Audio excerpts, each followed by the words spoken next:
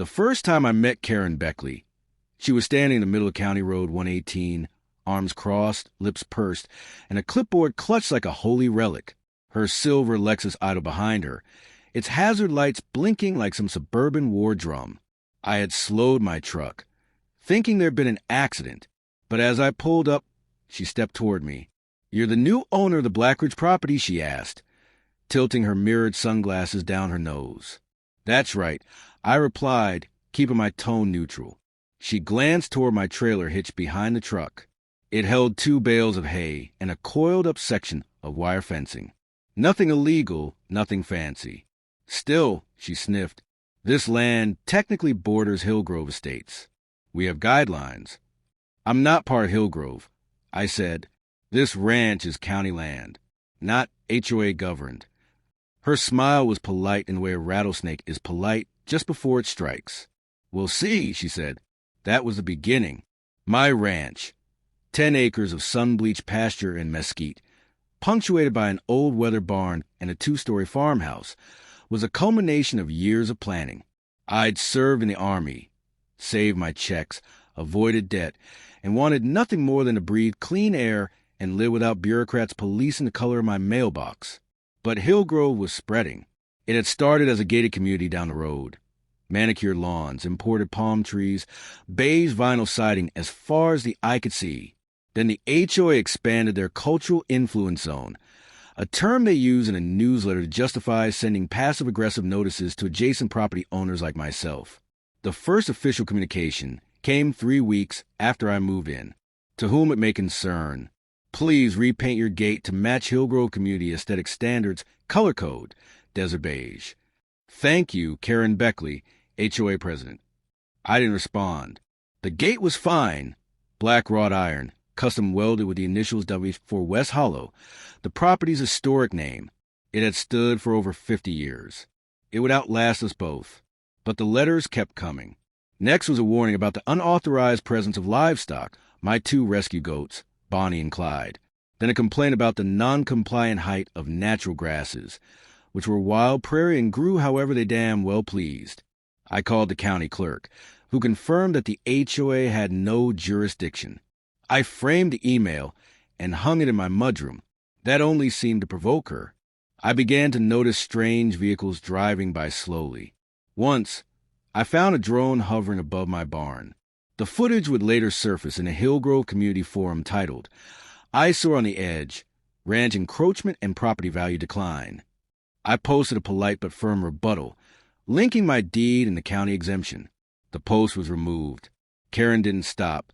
A citation was taped to my fence post one morning, listing fines for unauthorized exterior modifications and failure to participate in community improvement initiatives. When I ignored it, I found my trash cans overturned and my mailbox bent backward like a broken arm. The escalation reached its peak on a Wednesday morning. I walked out with my coffee, ready to check the paddock. But the moment I reached the end of the gravel drive, I froze. The gate was wrong. Gone was the dark, hand-forged metal.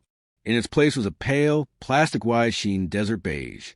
The initials had been painted over. Worse, the heavy-duty chain I'd secured it with was cut clean through. A single bolt still lay in the dust, gleaming like an accusation. My stomach dropped. I checked the security feed. At 4:26 a.m., 3 figures appeared on the infrared footage. Karen was unmistakable, her signature haircut and overcompensating shoulder pads outlined in ghostly white. She and 2 men, likely HOA board members, approached the gate with bolt cutters, then spray paint. One held a flashlight. Another carried a binder. I downloaded the footage and uploaded it to a forum called HOA Hellscape Survivors. Within an hour, the clip was circulating social media. By dinner, #GatePaint was trending. My inbox filled with messages, some from strangers sharing their own horror stories, others from lawyers offering assistance. Someone even sent the footage of Wagner's Ride of the Valkyries. I expected Karen to go silent. Instead, she went nuclear. The next morning, she filed a civil complaint alleging that my property posed aesthetic and environmental risks to the greater Hillgrove ecosystem. She claimed emotional damages from online harassment and sought a court order compelling me to attend community re-education sessions. "She's insane," my neighbor, Dan, muttered when I showed him the papers. He ran a pecan farm a mile down and had fought the HOA off years before. "She's powerful," I replied. "She knows how to work the system." But I had something she didn't. I had resolve. I replaced a gate with an even stronger one, reinforced steel with a matte black finish and rust-proof hinges. I wired it into a solar-powered smart system, complete with license plate recognition and a motion-sensitive camera array. A friend of mine from the military helped configure it. We named it Cerberus.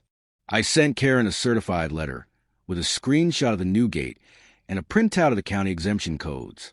No words, just facts. The response came a week later. Another envelope taped to my newly installed gate. Inside was a color swatch labeled Sunset Tan and a note in perfect cursive. "It's not too late to be part of something beautiful. Kay." I laughed. Then I framed that note too. What Karen didn't understand was that I wasn't just defending my land. I was defending the idea that some places didn't need to be landscaped into submission, that people still had the right to exist outside of architectural committees and 3-inch mulch mandates. She declared war over a fence. And I was just getting started.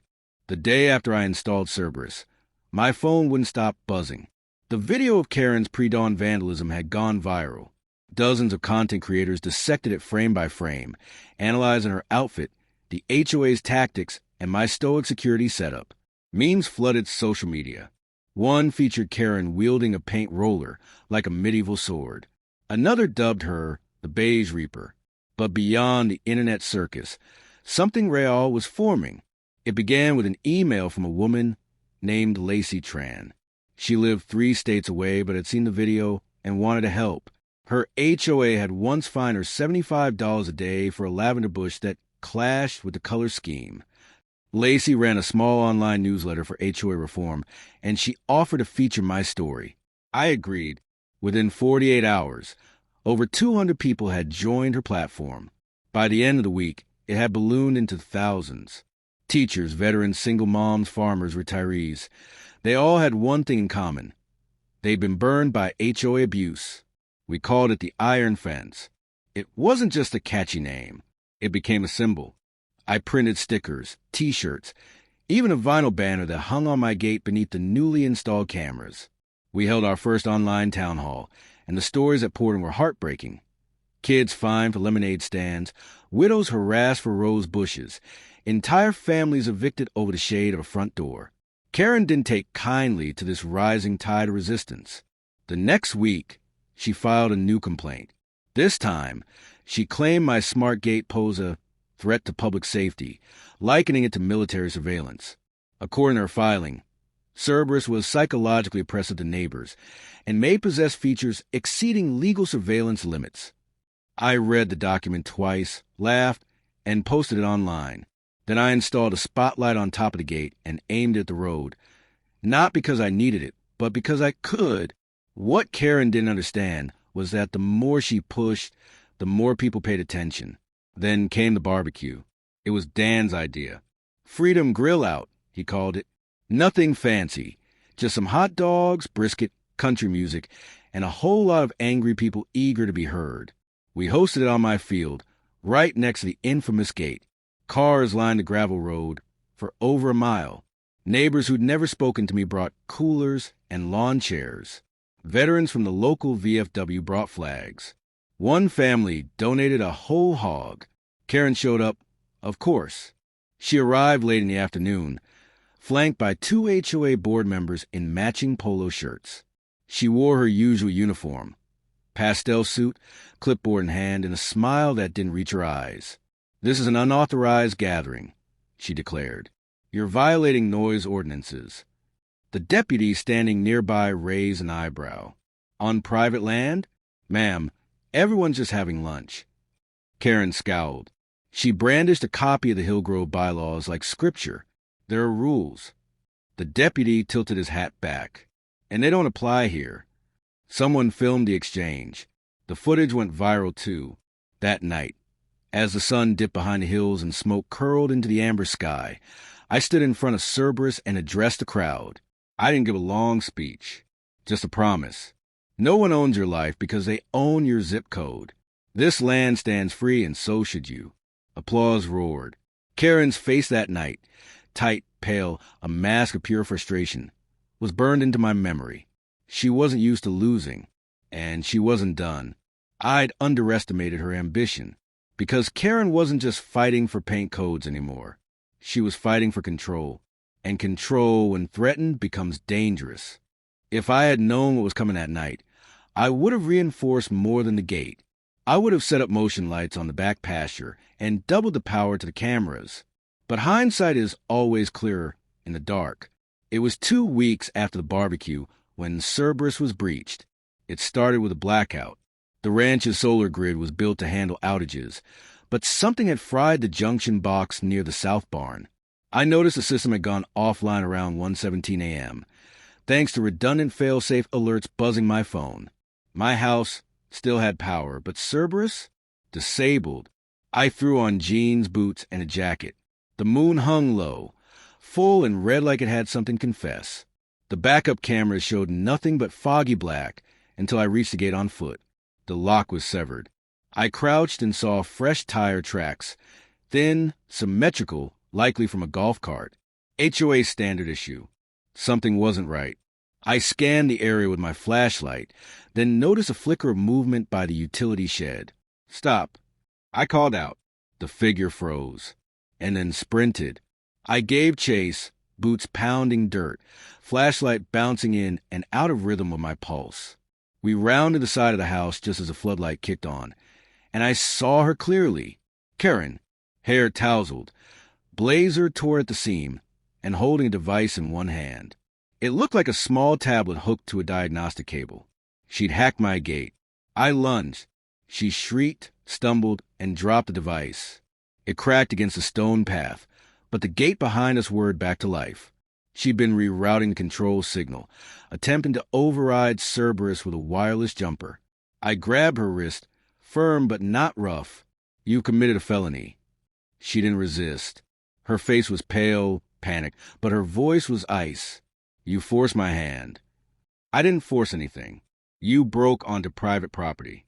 You tampered with my security system. You threatened the entire Hillgrove aesthetic harmony, she spat. Karen, you need help.